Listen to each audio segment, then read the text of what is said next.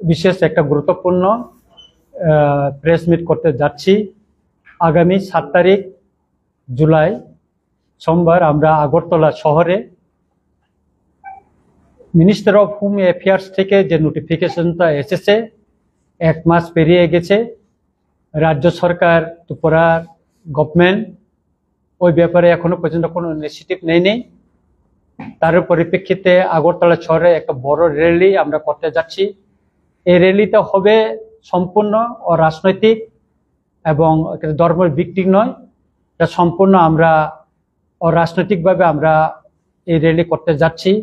আজকে আমাদের এই সাংবাদিক সম্মেলনে উপস্থিত আছেন আমাদের কাউন্সিল অফ ত্রিপুরা হর্ডার কনভেনার স্যার বীরেন্দ্র ত্রিপুরা, দেববর্মা বসং থেকে উপস্থিত আছেন প্রেসিডেন্ট স্যার মহানন্দ দেববর্মা, আমাদের ভাইস প্রেসিডেন্ট অমরদীপ দেববর্মা, এবং আমাদের সোশ্যাল ওয়ার্কার অসিত দাস, এবং আমাদের social worker Ashiram Reang, Suran Debbarma sir, অন্যান্যরা এখানে উপস্থিত আছেন। ওই দিনের র্যালিতে এবং আমাদের যে এখানে মাস গ্যাদারিং হবে সেদিন মহারাজ থাকবেন, উপস্থিত নিজে থাকবেন এবং তিনি র্যালিটা উদ্বোধন করবেন। এবং মহারাজ নিজে কোনো রাজনৈতিক পরিচয় হিসেবে আসবেন না ওই র্যালিতে, তিনি ত্রিপুরার বুবাগারা হিসাবে ওই দিন এখানে উপস্থিত থাকবেন। তিনি আজকে আমাকে কথা দিয়েছেন, গতকালও উনি কথা দিয়েছেন উনি থাকবেন আমাদের সঙ্গে, সবার সঙ্গে। তিনি সমাজের সব অংশের মানুষের সঙ্গে ওই দিন মিছিলে অংশ নেবেন। তাই আমরা সারা ত্রিপুরার সব অংশের জনগণকে আহ্বান করব, এটা নন পলিটিক্যাল, নন রিলিজিয়াস একটা মুভমেন্ট, এটা জাতীয় স্বার্থে। কারণ মিনিস্টার অফ হোম অ্যাফেয়ার্স থেকে নোটিফিকেশন বাইরে হওয়ার পর আমরা লক্ষ্য করেছি মহারাষ্ট্রে ইতিমধ্যে সেখানকার গভর্নমেন্ট ইনিশিয়েটিভ নিয়েছে, গুজরাট গভর্নমেন্ট ইনিশিয়েটিভ নিয়েছে, দিল্লি গভর্নমেন্ট ইনিশিয়েটিভ নিয়েছে, হরিয়ানা গভর্নমেন্ট ইনিশিয়েটিভ নিয়েছে, এবং উত্তর পূর্বাঞ্চলে আসাম রাজ্যেও ইনিশিয়েটিভ নেওয়া হয়েছে। এবং গতকাল আমি নিউজ দেখেছি যে স্পেশাল টাস্ক ফোর্স তামিলনাড়ুতেও গঠন হয়ে গেছে। কিন্তু ত্রিপুরায় আমরা অনুরোধ জানানোর পরেও, বিভিন্ন মেমোরেন্ডাম দেওয়ার পরেও আজ পর্যন্ত কিন্তু ত্রিপুরায় কোনো ইনিশিয়েটিভ নেওয়া হচ্ছে না।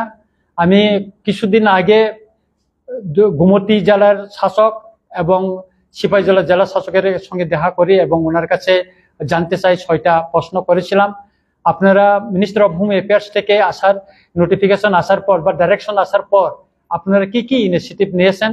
উনি বলেছেন আপনার যে চিঠিটা দিয়েছেন আমরা তা লিখিত আপনাকে আমরা জবাব দিব, লিখিত আপনাকে খুব শীঘ্রই আমরা পাঠানো হবে। এবং এই পর্যন্ত যতটুকু আমরা জানতে পেরেছি এবং মহকুমার শাসক এবং পুলিশ এসপিদের সঙ্গে আলোচনা করে জানতে পেরেছি, এই পর্যন্ত কোথাও ডিটেনশন ক্যাম্প করা হয়নি, কোনো ডিস্ট্রিক্টে আজ পর্যন্ত স্পেশাল টাস্ক ফোর্স গঠন করা হয়নি, রাজ্য এবং জেলা পর্যায়ে কিছু করা হয়নি। যারা এখানে বেআইনি অনুপ্রবেশ করছে তাদেরকে শুধু ধরা হচ্ছে এবং তাদেরকে প্রসেসের মাধ্যমে কোর্টে পাঠানো হচ্ছে এবং কোর্টের পরে জেলে পাঠানো হচ্ছে, এর বেশি আর কিছু করা হচ্ছে না। তাই আমরা প্রতিবাদ জানিয়ে এবং মিনিস্টার অফ হোম অ্যাফেয়ার্স থেকে যে দিক নির্দেশনা এসেছে তার পরিপ্রেক্ষিতে আমরা আগামীকাল আগামী 7 তারিখ জুলাই আগরতলাতে আমরা র্যালি করব। তার পরবর্তী আমরা কি করব, আমাদের সব সোশ্যাল ওয়ার্কার সহ এনজিও এবং সিভিল সোসাইটি সঙ্গে আলোচনা করে আমাদের পরবর্তী মুভমেন্টটা আমরা সিদ্ধান্ত নেব আর কি। হ্যাঁ, নোটিফিকেশনটা আছে আমাদের কাছে, আপনারা নিতে পারবেন।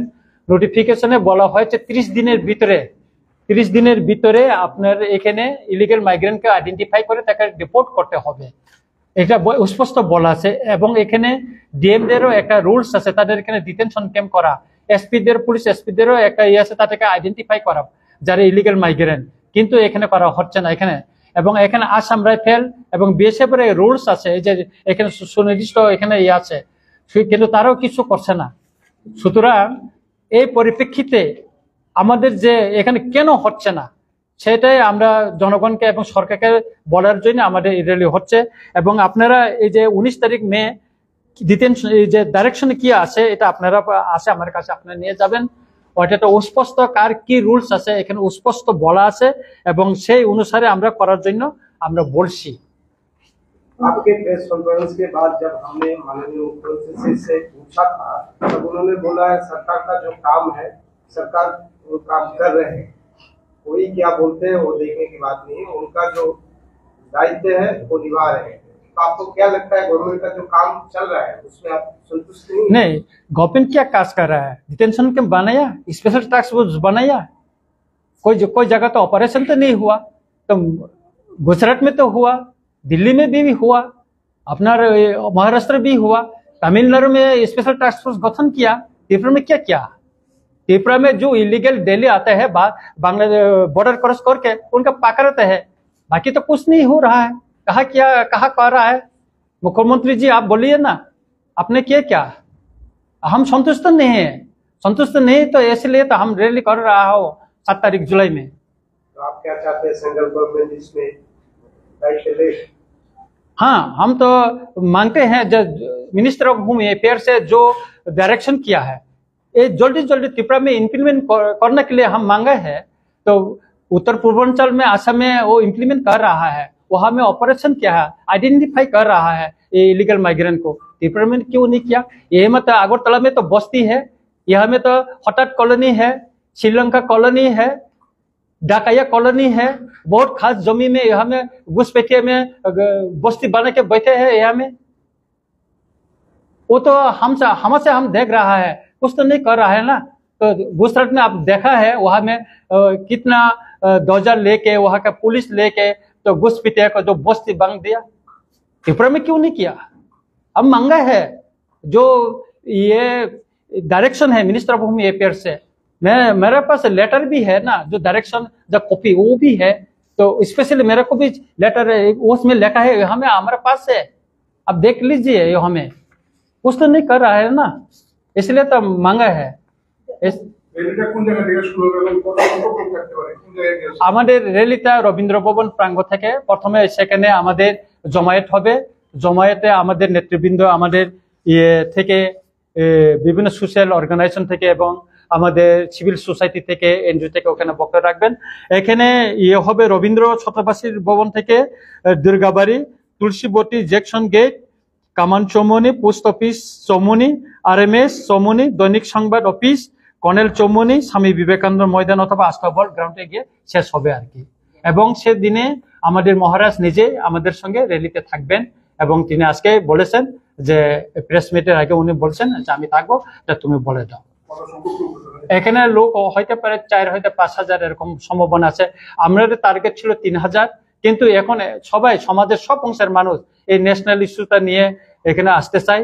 ওই দিন কোনো পাতির ফ্ল্যাগ থাকবে না, আমাদের জাতীয় পতাকা থাকবে এবং আমরা কংগ্রেচুলেশন জানাবো যে মিনিস্টার অফ হোম অ্যাফেয়ার্স দায়িত্বে যিনি স্বরাষ্ট্রমন্ত্রী মাননীয় অমিত শাহজিকে, আমরা প্রধানমন্ত্রীকে এবং বুবাগরাকে আমরা ওই দিনে আমরা ওনাকেও আমরা কংগ্রেচুলেশন কেন জানাবো, কারণ বুবাগরা আমাদের এই আন্দোলন উনি সমর্থন করছেন এবং আমাদের প্রতিটি মুহূর্তে আমাদেরকে নির্দেশনা দিচ্ছেন, সেজন্য ওনাকে ইয়ে করবো। তাই এখন আমাদের সামনে আমাদের কাউন্সিল ত্রিপুরা হদা कन्वेनर इसके कारण नेशनल को कितना थ्रेट है क्या?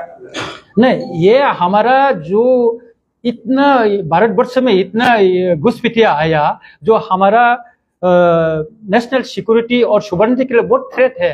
अपने जम्मू कश्मीर क्या हुआ अब देखा है, असम में तो बहुत जगह में हुआ, त्रिपुरा में आप देखो उस दिन पेपर में निकला यहाँ में लोकल पेपर बांग्ला में निकला जो ड्रग्स का जो स्मगलिंग होता है वो बांग्लादेशी है, जो पकड़ ले वो बोला है हम बांग्लादेशी है। तो यहाँ में और भी है जो बांग्लादेशी हमें पकड़ते हैं, जेल में रखते हैं, उनके बेल देते हैं। बेल देने के बाद वो बांग्लादेशी कहाँ चले गया तो पता नहीं है। मैं चीफ जस्टिस को मैंने एक लेटर भेजा तो हमें रिप्लाई भी आया उन्हें एक्शन के लिए, तो एक्शन चल रहा है। না, মুখ্যমন্ত্রীকে আমরা চিঠি দিয়েছি, চিফ সেক্রেটারি সবাইকে চিঠি দিয়েছি, যেখানে চিঠি দেওয়ার প্রয়োজন আমরা দিয়েছি এবং পরবর্তী আমরা কি করতে পারি আগামী দিনে আমরা আলোচনা করব এবং শুধু আমরা মুভমেন্ট শুধু করব না, আইনের মাধ্যমে আমরা কি করতে পারি সেটা খুব শীঘ্রই আপনারা জানতে পারবেন এবং দেখতে পারবেন।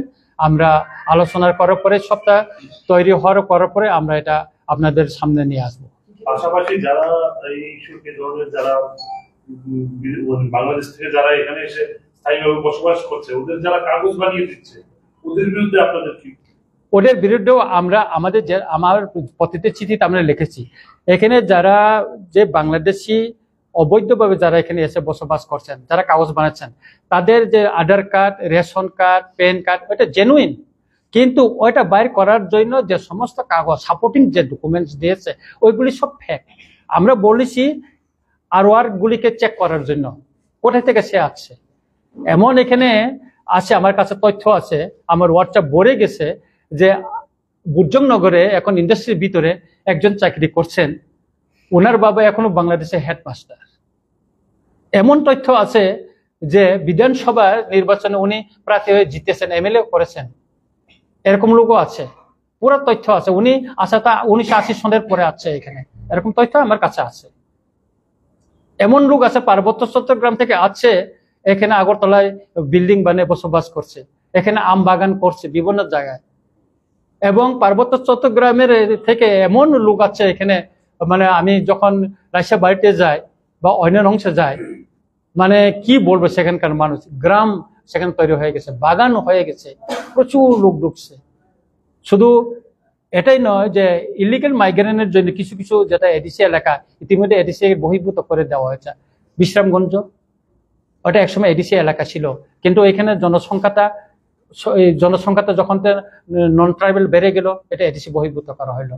তারপরে চম্পকনগর বাজার, ওটা একসময় এডিসির এলাকার হাতে ছিল, এটা যখন জনসংখ্যা বৃদ্ধি হওয়ার পরে এটাকে বহির্ভূত করা হইলো। যেমন দুর্গা চৌধুরী পাড়া, সেভাবে ওইভাবেই করা হইলো। যেমন কমলপুরের দুর্গা চৌমুনি ব্লকটা, ওটা এডিসি এলাকাতে ছিল, এটা মানে বহির্ভূত করা হইলো। তো এখানে maximum district headquarter, sub division headquarter Agartala শহরে, আপনি বলুন এই নন্দননগর সব বিভিন্ন খাত জমি এলাকায় যে সমস্ত বস্তি আছে, তাদের কাগজপত্র আছে, কিন্তু তাদের কোনো জমির কোনো কাগজপত্রই নাই, কোনো কাগজপত্রই নাই তাদের। আপনি যে বললেন যে রেশন কার্ড, আধার কার্ড এগুলা একদম ঠিক আছে, কিন্তু আগুয়ারগুলা না, আরল না, তাদের যে ওই যে আধার কার্ড বাইর করার জন্য যে সাপোর্টিং ডকুমেন্টস গুলি দিচ্ছে না, বিভিন্ন স্কুলের সার্টিফিকেট বা বিভিন্ন জন্ম তারিখ, এগুলি সব ফেক। না, এগুলি চক্র ইতিমধ্যে মোহনপুর সাব ডিভিশনে কাজল সরকার নামে ব্রহ্মকুন্দর একজন অ্যারেস্ট হয়েছে, কিন্তু উনি বেল্টে আছে এবং এটা পেপারে বাইর হয়েছে, লোকাল আমাদের এখানে পেপারে বাইর হয়েছে ইতিমধ্যে। ওটা আমি লিখেছি, এটার কপিতে আমি চিফ জাস্টিসকে লিখেছি। এই যে উনি এত করার পর উনি 100-র মতন আধার কার্ড লোকে বানিয়ে দিয়েছে এবং পাসপোর্ট বানিয়ে দিয়েছে উনি, ওইটাই ইয়ে করে দিয়েছে। আমি চিঠিতে দিয়ে দিয়েছি। উনি যে এরকম কাজ করছে, ওনার সঙ্গে তো আরো উপর লেভেলের জড়িত আছে, ওদের বিরুদ্ধে না, ওনার বিরুদ্ধেও আমরা লিখেছি, আমাদের প্রতিটা চিঠিতে আমরা লিখেছি। শুধু এটা নয়, নির্বাচন কমিশনের আপনার নির্বাচন যে ভোটার লিস্টটা আপনার জানেন, এটা 1994 সনে যখন PN সেশন চিফ জাস্টিস মানে ইলেকশন কমিশনার ছিল, তখন ত্রিপুরাতে 1,35,000 ভোটার তালিকা বাদ দিয়েছিল, কিন্তু এটা তো বাদ দেওয়া হয়নি এখন পর্যন্ত। বাদ পড়েছে, বাদ দেওয়ার জন্য বলেছিল, কিন্তু আর পর্যন্ত করা হয়নি। সেদিনে তো আপনার ওই 5 তারিখ ইয়েতে মে, ওই তারিখে ত্রিপুরার পত্রিকা বেরোচ্ছে, সেন্দন পত্রিকা বেরোচ্ছে, কপি তো আমার কাছে আছে, পেপার কাটিংটা এখন আছে। এটা নিয়ে আমি ইলেকশন কমিশন যাইতেছি, 9 তারিখ আমি দিল্লি যাব এবং দেখা করবো চিফ ইলেকশন কমিশনের সঙ্গে, ওইটা করব। তাই বাকি অংশটা কিছু যে আমাদের ত্রিপুরা এলাকায় পার্বত্য চট্টগ্রাম থেকে কিরকম ভয়াবহ এখানে অনুপ্রবেশ হচ্ছে, সে বিষয়ে আমাদের সম্মানিত স্যার বীরেন্দ্র ত্রিপুরা কিছু বলবেন।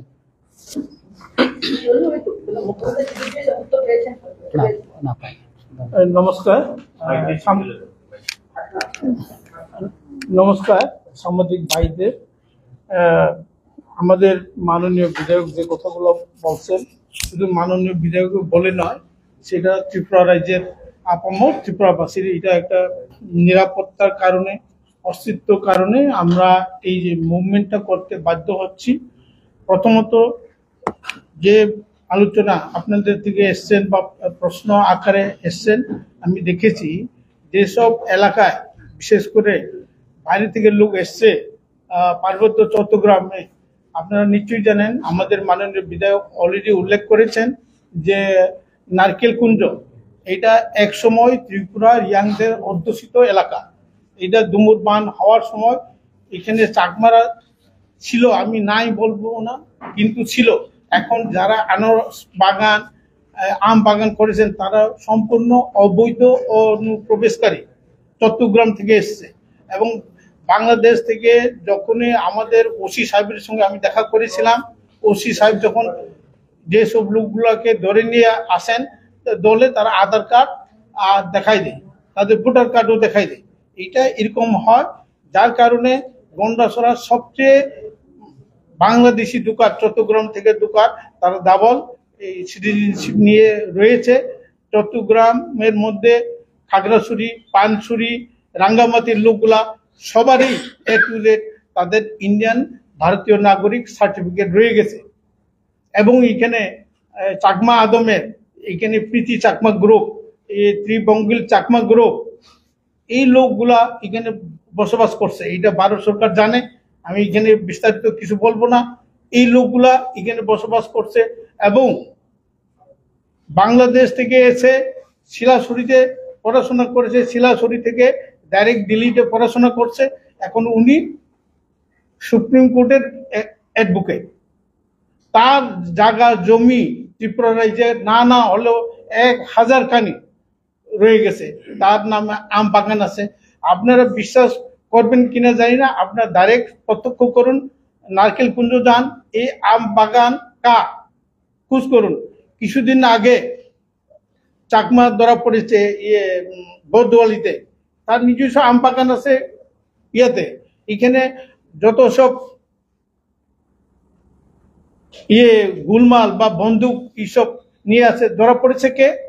প্রায় চট্টগ্রাম থেকে আসা কিছু অংশের লোক। আপনারা এটা আমার থেকে ভালো জানবেন, আপনারা ধর্মনগরে ধরা পড়েছে পিস্তল সহকারে। এটা তো সব এইসব লোকগুলা ত্রিপুরা রাজ্যে শান্তির শৃঙ্খলা নষ্ট করছে। এখানে আগরতলা শহরে আপনারা দেখেছেন, পুরা আগরতলা চতুর্দিকে বিস্তৃত ভাবে কিছু চট্টগ্রাম বাসী লোক বসবাস করছে। তার জামাই খাগড়াছড়ি অফিসের একজন পিএ কাজ করছে, ওখানে জেলা সদস্য, তার পরিবার আসাম রাইফেল স্কুলে পড়াশোনা করছে, এখানে দালান বাড়ি করছে। এবং যেভাবে তাদের কীর্তিকলাপ, এটা আপনারা জানেন। বিশেষ করে যে আগে এডিএম ছিলেন নর্থ ত্রিপুরার কৈলাসহরের অনুভূতিতে, এই এডিএম সাহেব আপনার সাসপেনশন হয়েছে তার কীর্তিকর্মের ফলে। কোথাও তারা কিছুদিন আগে ধলাই ডিস্ট্রিক্টের ডিএম এর কাছে এসডিএম সুলিন্তা যে চিঠি দিয়েছে, এখানে প্রচুর নাম আছে। আপনারা দাদার মাননীয় বিধায়কের কাছেও আছে, আমার কাছেও আছে, এখানে অনেক নাম আছে। তারা প্রচুর জায়গা জমি ক্রয় করছে।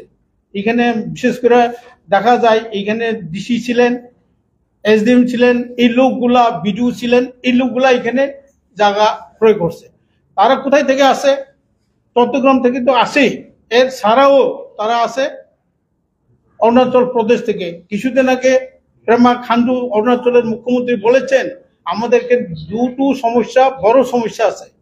তার মধ্যে একটি হচ্ছে আসাম অরুণাচলের বর্ডার নিয়ে তাদের সমস্যা, এই সমস্যাটা তারা ওভারকাম করেছে। দ্বিতীয় সমস্যা কি? চাকমা হাজংয়ের সমস্যা। অরুণাচল প্রদেশে কখনো তাদেরকে সিটিজেনশিপ দেওয়া হয় নাই, তারা এটা বিরোধিতা করছে। সুপ্রিম কোর্টের রায় হয়েছে তাদেরকে ভারতীয় নাগরিক দেওয়ার জন্য, কিন্তু ওখানকার লোকের কিরেন রিজিজু বলেন বা পেমা খান্ডু বলেন, তারা বলেছে তারা সিটিজেনশিপ পাবে, কিন্তু তাদেরকে এসটি হিসাবে ট্রিট করা হবে না এবং তারা ওখানে জমি জমা কিনতে পারবে না। এটা করেছে, যেহেতু সুপ্রিম কোর্টের রায় অবমাননা করতে পারবে না, কিন্তু তাদেরকে জমি জমা কিনতে দেবে না, এসটি ট্রিট তারা করবে না। এইসব লোক কোথায় চলে আসছে? ত্রিপুরাতে। Tripura is fertile land.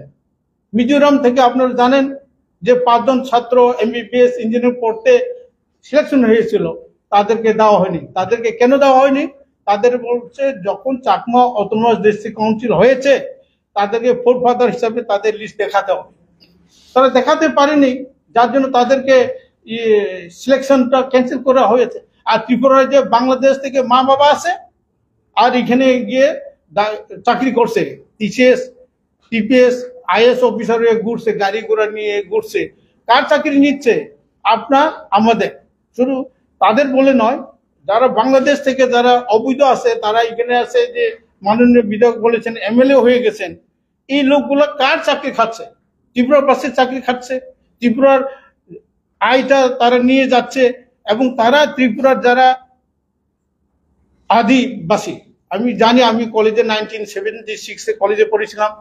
কামানচুমদের Jahar Banerjee and co করে একটা দোকান ছিলেন, খাতাপত্র বিক্রি করতেন, আমি ওখান থেকে নিতাম। উনি সব সময় দেখলে এই বাংলাদেশের আইএসএর সব আমার বাড়ি কেড়ে নিয়ে গেছে, এইসব করতে। এখন দোকানেই নাই, সব বাংলাদেশরা দখল করে নিয়ে গেছে।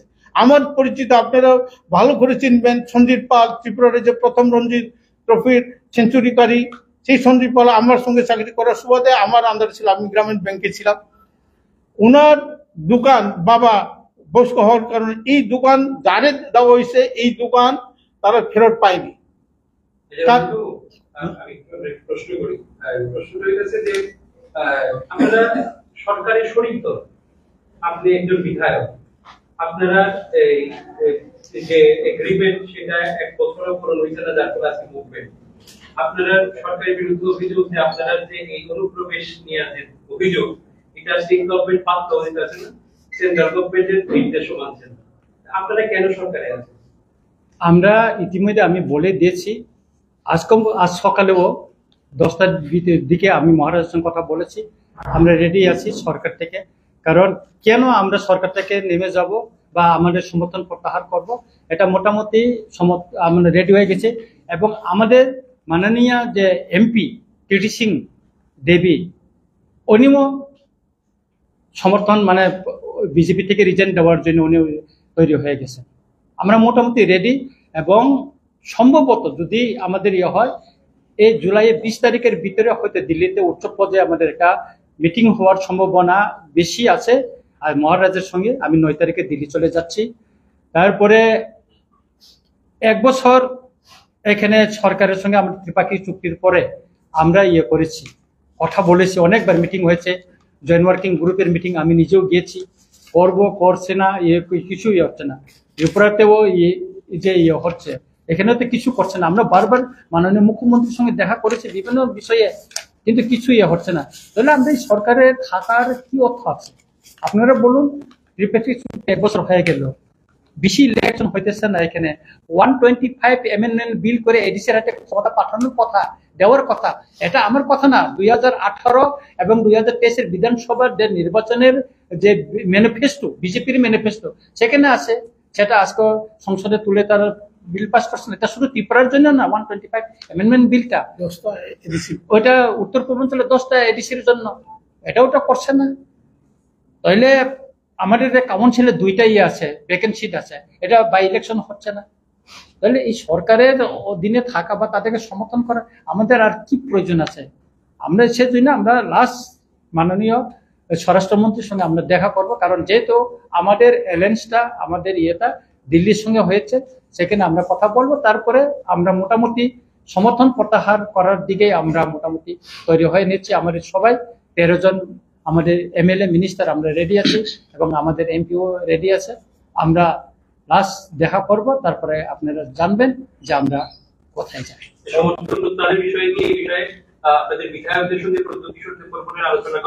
কমপ্লিট আমাদের আলোচনা হয়ে গেছে, তাই মহারাজা 7 তারিখে আমাদের র্যালিতে থাকবেন, থাকার পরে উনি ওই দিনে দিল্লিতে চলে যাবেন।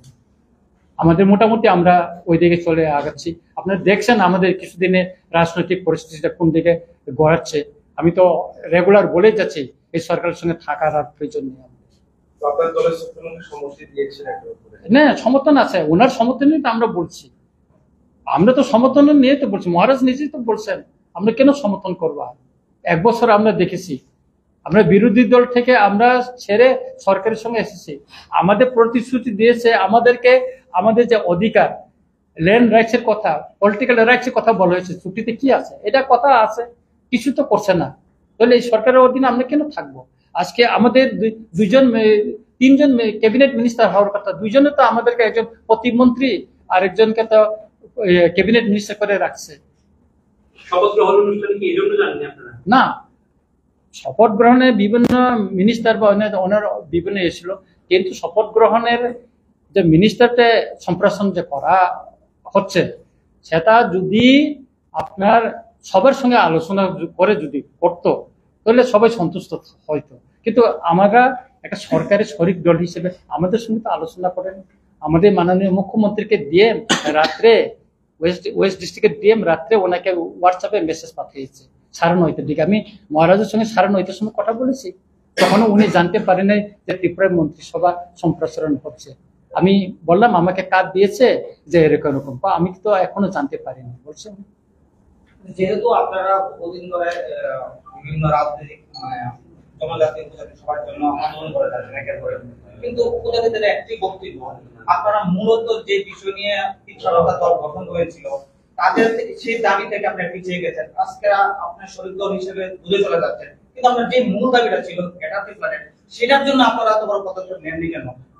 যারা জনজাতি উপজাতিরা আছে তাদের একটি দাবি যে আপনারা তাদের জন্য তাদের কথা দিয়ে কথা রাখতে পারেননি, সামনের দিনে মাথা তাদের সামনে কি রয়েছে? কোথায় আমরা গ্রেটার ত্রিপুরা ছেড়ে দিয়েছি আপনি বলুন? আমরা কি বিবৃতি দিয়ে বলেছি যে আমরা গ্রেটার ত্রিপুরা ছেড়ে দিয়েছি? সেই জন্য তো আমরা সরকার থেকে প্রত্যাহার করতে যাচ্ছি। তো আমাদের গ্রেটার ত্রিপুরা তো আমরা ছাড়িনি। আমরা যেটা ওয়ার্কিং যে গ্রুপে, জয়েন্ট ওয়ার্কিং গ্রুপে যেটা সাবমিট করেছে, আপনি দেখেন আমাদের সংবিধানের আর্টিকেল 2-3 এখানে স্পষ্ট লেখা আছে। সেই জন্য তো আমরা ছাড়তে যাচ্ছি। আমাদের সঙ্গে যে চুক্তি, ত্রিপাক্ষিক চুক্তি হয়েছে, এটা কিছু করছে না, সেই জন্য তো আমরা সমর্থন প্রত্যাহার করি। কেন থাকবো এই সরকারের অধীনে? 2021 সালে তো আপনারা এডিসির ক্ষমতায় এসেছিলেন, তারপরে ত্রিপুরা সরকারের আপনারা শরিক দল, সামনেই আগামী বছর এডিসি নির্বাচন, জনজাতিদের কাছে কি নিয়ে যাবেন? আপনাদের সাকসেসটা কি আছে? তখন আমাদের পরিস্থিতিটা আসুক, তখন আমরা সঠিক জনগণের কাছে কি নিয়ে যাবো। আজকের দিনে অনেক কিছু আছে, আমাদের অনেক আছে। আমরা বলবো, আমরা তো ছেড়ে দিইনি, তো আমরা তো নির্বাচনের জন্য তো লড়াই করি না। আমরা আমাদের কি করা আছে যে অধিকারের জন্য লড়াই করি। আমরা মন্ত্রীদের জন্য আমরা সমর্থন প্রত্যাহার করবো না, আমাদের অধিকারের জন্য। আমরা পারছি না বলে তো সমর্থন প্রত্যাহার করতে যাচ্ছি। 1 বছর আমরা অপেক্ষা করলাম, আমরা কিছু পাচ্ছি না বলে তো আমরা সমর্থন প্রত্যাহার করতে যাচ্ছি। মূলত কি আপনি সরকার প্রত্যাহার করার দাবিটা কি গ্রেটার ত্রিপুরা আর যে বাংলাদেশ নিয়ে এই ইস্যুটা নিয়ে এগোচ্ছে? না, আমাদের মেন হইলো যে ত্রিপাক্ষিক যে চুক্তিটা হয়েছে দিল্লিতে, সেখানে সেন্ট্রাল গভর্নমেন্ট কি প্রতিশ্রুতি দিয়েছিল?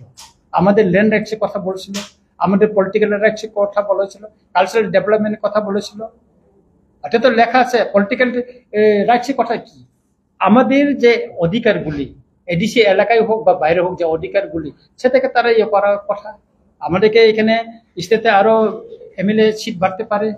এডিসিতে আপনার 125 অ্যামেন্ডমেন্ট বিল পাস করে সেখানে আপনার বর্তমানে 28টা থেকে 30টা থেকে 50টা করার কথা। এগুলিতে কিছু হচ্ছে না, পারছি না বলে তো আমরা সমর্থন প্রত্যাহার করতে যাচ্ছি। সেখানে তো এক কথায়, সেখানে আমরা গ্রেটার ত্রিপুরা আমরা ছাড়ছি না। আমরা কখনো বলি না যে আমরা গ্রেটার ত্রিপুরা ছড়ে যাচ্ছি। আপনি দেখবেন কয়েকদিন পরে আমাদের আন্দোলনটা কিভাবে শুরু হয়। কারণ আমরা এখন বলবো জনগণকে, আপনারা বলছেন সরকারে না যাওয়ার জন্য আপনারা কিছু পাচ্ছেন না। সরকারে আমরা 1 বছর বলছি, সরকারের সঙ্গে আমরা আছি। এখন যদি কিছু দিচ্ছে না, তাই আমরা মাঠে নামবো, জনগণকে নিয়ে বলবো। আমরা তো আর অন্যান্য পার্টির মতো না যে পাক বা না পাক 5 বছর তাদের সঙ্গে থাকবো। আমরা একটা ছবি ভাইরাল হয়েছিল কংগ্রেসের সঙ্গে কি নৈকট্য পারবে আপনাদের? না, এটা তো চা চক্র ভাই, যে কোনো সময় তো সবার সঙ্গে। আমি তো সুদীপ রায় বর্মার সঙ্গে দেখা করি, গোপাল রায়ের সঙ্গে আমারও তো কথা হয়, জিতেন চৌধুরীর সঙ্গে তো আমার চা চক্র হয়। তাই বলে কি আমি ওনার সঙ্গে কি মিশে গেছি? যার যার আদর্শ নিয়ে এটা তো রাজনৈতিক তো সবার দেখা হবে। যে আমরা স্বরাষ্ট্রমন্ত্রীর সঙ্গে দেখা করি, তাহলে কি আমরা বিজেপিতে হয়ে গেছি নাকি? আপনার বলুন। Thank you. আপনি বলেছিলেন এখন আগে আপনি বলেছেন যে 1980 সালের আগেও রাজ্যে অনেকে অনুপ্রবেশকারী আছে এবং তারা বিভিন্ন জায়গায় চাকরি করছে বা থাকছে ইলিগাল হিসাবে বা কাগজপত্র বের করে। তো নতুন যে সিএ আইনটা হয়েছে, এটার মধ্যে অলরেডি ভারত সরকার একটা দিয়ে দিয়েছে 2014 সালের আগে বা 2014 সালের মধ্যে যারা ভারতে প্রবেশ করেছে, মানে হিন্দুদের মধ্যে, ওদেরকে কাগজপত্র দেবে ভারত সরকার। তো আপনারা কাদের বিরুদ্ধে যাচ্ছেন যে এখান থেকে এখানে যে কাগজপত্র যে দিব, আপনি সিএ আইনটা ঠিকভাবে পড়ছেন কিনা আমি জানি না।